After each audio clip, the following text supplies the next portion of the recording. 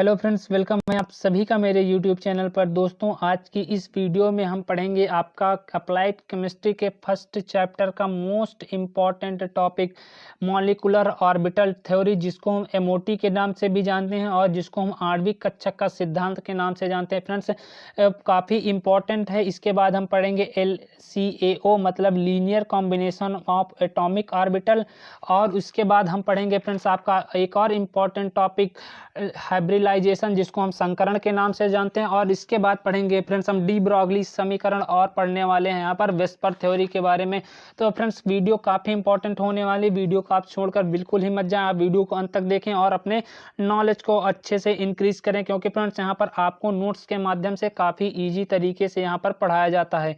तो फ्रेंड्स, आइए हम वीडियो को स्टार्ट करते हैं। चैनल पर नए हैं तो आप चैनल को जरूर सब्सक्राइब कर लीजिए, बेल आइकन को जरूर प्रेस करिए ताकि कोई वीडियो डालूं तो इसकी नोटिफिकेशन सबसे पहले आपके पास पहुंचे। और फ्रेंड्स, आपको इसकी PDF नोट चाहिए तो आप मेरे टेलीग्राम चैनल को ज्वाइन कर सकते हैं, जिसके लिंक मैं आपको नीचे डिस्क्रिप्शन बॉक्स में दे दूंगा। तो आइए फ्रेंड्स, हम यहाँ पर वीडियो को स्टार्ट करते हैं और जानते हैं कि मॉलिक्यूलर ऑर्बिटल थ्योरी होती क्या है। तो देखिए, कह रहा कि इस सिद्धांत को रॉबर्ट मुलेकिन ने सन 1932 में दिया था। मतलब जो आपका मॉलिक्यूलर ऑर्बिटल थ्योरी है, MOT है, उसको यहाँ पर रॉबर्ट मुलेकिन नामक हमारे जो वैज्ञानिक थे उन्होंने दिया था। तो ये सिद्धांत क्या था, तो देख लेते हैं इसका प्रिंसिपल क्या था। कह रहा कि जब दो परमाणु एक दूसरे के क्या आते हैं फ्रेंड्स, निकट आते हैं। जब दो परमाणु एक दूसरे के निकट आते हैं तो उनके अंदर परमाणविक कक्षक ऑर्बिटल पहचानने की क्षमता क्या होती है फ्रेंड्स, समाप्त हो जाती है, और वे परस्पर अतिव्यापन ओवरलैपिंग के द्वारा एक नए कक्षक एक नए ऑर्बिटल का क्या करते हैं फ्रेंड्स, निर्माण कर लेते हैं, या एक नए कक्षक का निर्माण करते हैं। इसे ही आणविक कक्षक का सिद्धांत कहा जाता है। तो देखिए फ्रेंड्स, कह रहा है कि कक्षक में संयोजन करने वाले परमाणु नाभिक के चारों ओर होते हैं, और कह रहा है कि किसी आणविक कक्षक की जो आकृति होती है फ्रेंड्स, वो संयोग करने वाले परमाणविक कक्षक की आकृति पर निर्भर करती है। तो फ्रेंड्स, यहाँ पर काफ़ी इजी लैंग्वेज में आपको MOT थ्योरी समझा दी गई है। तो यहाँ पर इसका एग्जाम्पल देख लेते हैं कि कह रहा है कि जब दो परमाणु एक दूसरे के निकट आते हैं और उनके अंदर क्या होती है फ्रेंड्स, ऑर्बिटल पहचानने की क्षमता समाप्त हो जाती है, और वे परस्पर अतिव्यापन के द्वारा ओवरलैपिंग के द्वारा एक नए कक्षक का निर्माण कर लेते हैं। इसे ही हम आणविक कक्षक का सिद्धांत कहते हैं। तो यहाँ पर देखिए, जैसे आपका एक अणु यहाँ पर था N2 का, और यहाँ पर थे तीन अणु क्या थे, यहाँ पर 3H2 के। तो इनका जब ओवरलैपिंग हुआ तो यहाँ पर फ्रेंड्स दो अमोनिया के अणु बन गए। तो यही होता है आपका MOT मॉलिक्यूलर ऑर्बिटल थ्योरी का प्रिंसिपल। अब देखते हैं फ्रेंड्स आपका इंपॉर्टेंट अगला principle LCAO linear combination of atomic orbital, परमाणविक कक्षक का के रेखिक जो संकलन होते हैं उसका डेफिनेशन को यहाँ पर उसके प्रिंसिपल को पढ़ते हैं। तो देखिए फ्रेंड्स, कह रहा है कि रेखीय संकलन क्या होते हैं। तो कह रहा है कि आपका फ्रेंड्स देखिए कि कक्षक के अणु के निर्माण के लिए LACO ऑर्बिटल की संरचना प्राप्त होती है। तो कह रहा कि एक परमाणविक कक्षक जिसको हम श्रृंग मतलब प्लस का, तथा जिसको हम टॉर्क मतलब गर्त ऋणात्मक होता है। कह रहा कि जिस मतलब इन दोनों को मिलाने पर एक इलेक्ट्रॉन तरंगदैर्ध्य या इलेक्ट्रॉन वेव का बनता है।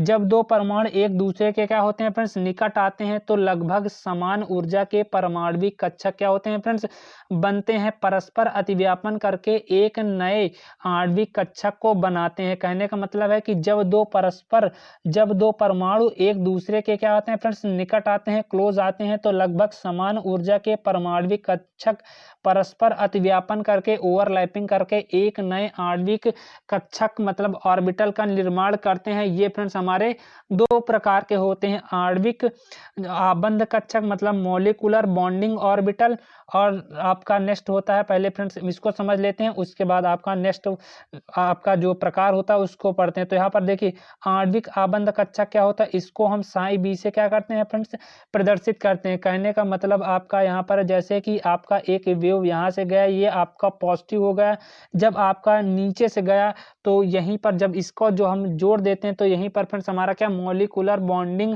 ऑर्बिटल बन जाता है। इसे हम साई बी से क्या करते हैं, डिनोट करते हैं, प्रदर्शित करते हैं। तो साई बी बराबर साई ए मतलब यहाँ गया, और यहाँ पर जो नीचे आया मतलब यहाँ गया, और यहाँ यहाँ प्लस साई बी, यही आपका क्या होता है फ्रेंड्स आणविक आबंधक कक्षक होता है। जब इसके दोनों का हम स्क्वायर कर देते हैं और इसको देखिए इसका स्क्वायर किया इसको स्क्वायर किया तो ये हमारा ए प्लस बी का होल स्क्वायर बन गया। जब इसका ब्रैकेट फ्रेंड्स हम ओपन करते हैं तो हमारा कुछ इस प्रकार का हमारा यहाँ पर समीकरण बन जाता है। ठीक ना फ्रेंड्स। अब देखिए कह रहा है कि यहाँ पर psi A square plus psi B square आवेश घनत्व तो इसका कम होता है और 2 साई ए साई बी का आवेश घनत्व तो क्या होता है फ्रेंड्स ज्यादा होता है। अब आपका नेक्स्ट देखते हैं आबंध कोटि क्या होती है। जी हाँ फ्रेंड्स, मोस्ट इंपॉर्टेंट है कि आबंध कोटि के बारे में बताइए, ये आपसे हमेशा पूछा जाने वाला टॉपिक है। तो देखते हैं कि आबंध कोटि हमारी यहाँ पर क्या होती है। तो आबंधी कोटि देख लेते हैं। कह रहा है कि परमाणविक कक्षक के अतिव्यापन से, फिर से देखिए कह रहा है कि परमाणविक कक्षक के अतिव्यापन से निर्मित सहसंयोजी बंधों की संख्या तथा अणुओं जो हमारे अणुओं के सापेक्ष स्थायित्व को आबंध कोटि द्वारा ज्ञात किया जाता है।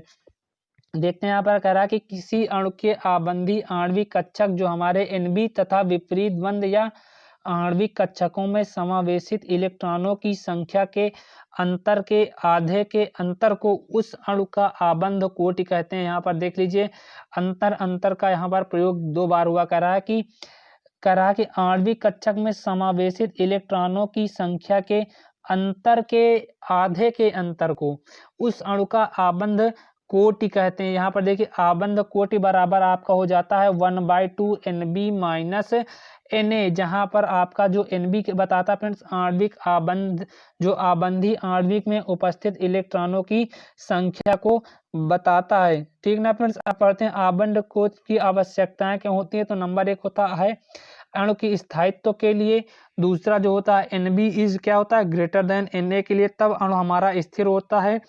अब तीसरा पॉइंट आपका यहाँ पर कह रहा है कि Nb is less than Na, तब हमारा अणु क्या होता है अस्थिर होता है। और जब Nb इक्वल्स टू Na होता है तब हमारा अणु होता है फ्रेंड्स तो हमारा अस्थिर होगा, क्योंकि आकर्षण बल ही नहीं होगा इसमें। अब आपका फ्रेंड्स नेक्स्ट इंपॉर्टेंट टॉपिक आ गया हाइब्रिडाइजेशन, जिसको हम संकरण के नाम से जानते हैं।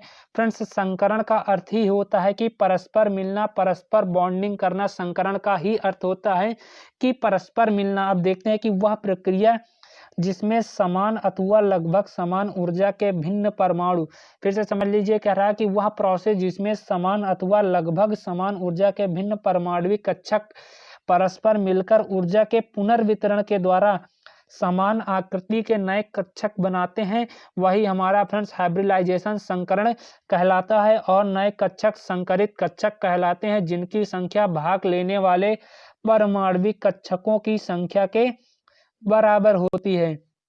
तो फ्रेंड्स ये था आपका हाइब्रिडाइजेशन का जो आपकी डेफिनेशन थी, काफ़ी इजी है। जब आप इसको 1 या 2 बार पढ़ेंगे तो आपको यहाँ पर समझ में आ जाएगा। तो इसका एग्जांपल जैसे sp3, तो यहाँ पर देखिए sp3 में क्या हुआ है, एक s यहाँ पर देखिए एक s का, फिर px का, फिर py का प्लस pz का, तब यहाँ पर आपका sp3 संकरण होता है। और समान ऊर्जा के समान आकृति के कितने 4 नए कक्षक हमारे यहाँ पर बन जाते हैं। जैसे एक s हो गया, दूसरा px हो गया, प्लस py प्लस pz। जब इसका संकरण होता है हाइब्रिडाइजेशन होता है sp3 का, तब हमारे समान ऊर्जा के 4 कक्षक यहाँ पर फ्रेंड्स बन जाते हैं। अब आपका नेक्स्ट टॉपिक आ गया फ्रेंड्स डी ब्रॉगली समीकरण क्या होता है। तो डी ब्रॉगली समीकरण काफी 5 नंबर में हमेशा पूछी जाती है कि डी ब्रॉगली समीकरण को बताइए। तो डी ब्रॉगली समीकरण ने जो थे डी ब्रॉगली वैज्ञानिक थे, उन्होंने जो ये समीकरण है 1924 में यह सुझाव दिया था कि पदार्थ के कण की प्रकृति तथा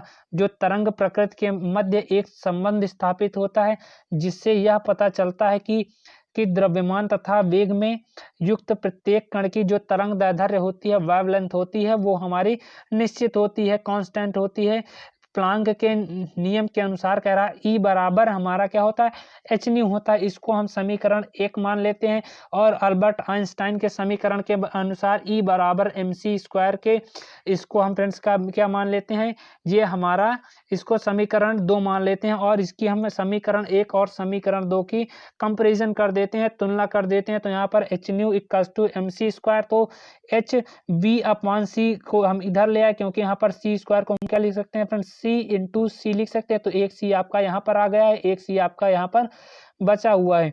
अब इसको किस प्रकार लिख सकते हैं फ्रेंड्स, यहाँ पर देखिए कह रहा है कि h इंटू 1/न्यू इक्वल टू क्या लिख सकते हैं फ्रेंड्स, इसको हम लिख सकते हैं क्या, mc लिख सकते हैं। और यहाँ पर फ्रेंड्स देखिए यहाँ पर जो आपका होता है v/c क्या होता है, वो 1/λ के बराबर होता है।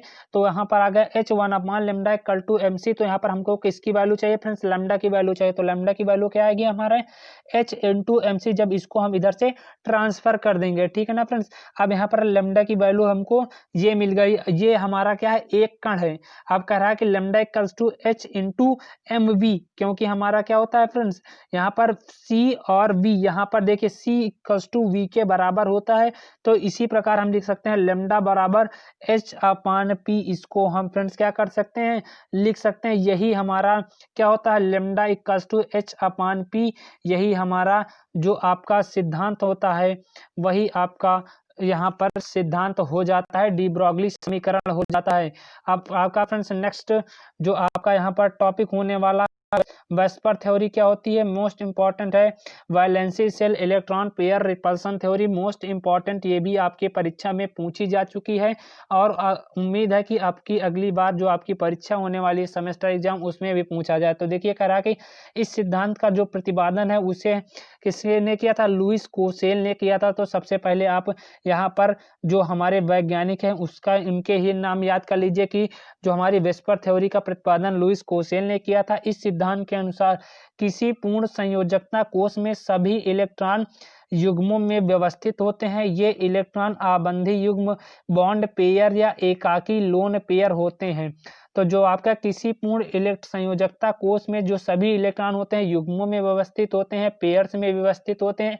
ये इलेक्ट्रॉन बंधी जो आबंधी युग्म, जिसको हम बॉन्ड पेयर या लोन पेयर होते हैं। अब वेस्पर थ्योरी के अनुसार क्या कहता है कि पहला पॉइंट यहाँ पर देखिए, वेस्पर थ्योरी का आपका पहला पॉइंट यहाँ पर कहता है कि फ्रेंड्स जो आपका पहला पॉइंट यहाँ पर कह रहा है कि किसी तत्व की संयोजकता उसके द्वारा साझा किए गए अथवा आदान प्रदान किए गए इलेक्ट्रॉन की संख्या पर निर्भर करती है। जाहिर सी बात है कि फ्रेंड्स जो आपका इलेक्ट्रॉन, जितने आपका इलेक्ट्रॉन क्या करेगा, आदान प्रदान करेगा, वो उसी के ऊपर उतनी ही संयोजकता लिखी जाती है। दूसरा पॉइंट आपका यहाँ पर कह रहा है कि फ्रेंड्स कि किसी तत्व की संयोजकता उस तत्व के बाह्य कक्ष में उपस्थित इलेक्ट्रॉनों की संख्या पर डिपेंड करती है, निर्भर करती है। यदि तत्व के बाह्यतम कक्ष में 2 अथवा 8 इलेक्ट्रॉन है तो वो तत्व हमारा अक्रिय होता है।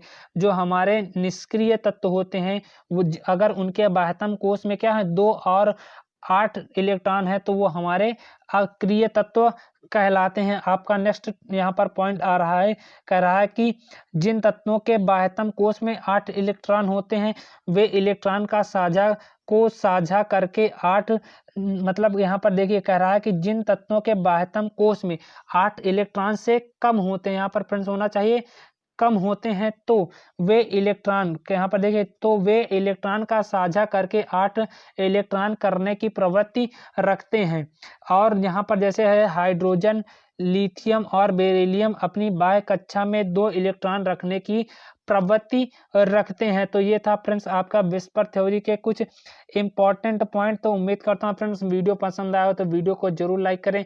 चैनल पर नए हैं तो फ्रेंड्स आप चैनल को जरूर सब्सक्राइब कर लीजिए और बेल आइकन को जरूर प्रेस करिए, ताकि कोई वीडियो डालूं तो उसकी नोटिफिकेशन सबसे पहले फ्रेंड्स आपके पास पहुंच जाए। तो फ्रेंड्स उम्मीद करता हूँ वीडियो पसंद आया हो तो वीडियो को लाइक करें। चैनल पर नए हैं तो आपको चैनल को सब्सक्राइब कर लेना चाहिए इसी तरह के लेटेस्ट वीडियो अपडेट पाने के लिए। तो फ्रेंड्स मिलते हैं आपसे नेक्स्ट वीडियो में। Friends thank you for watching this video.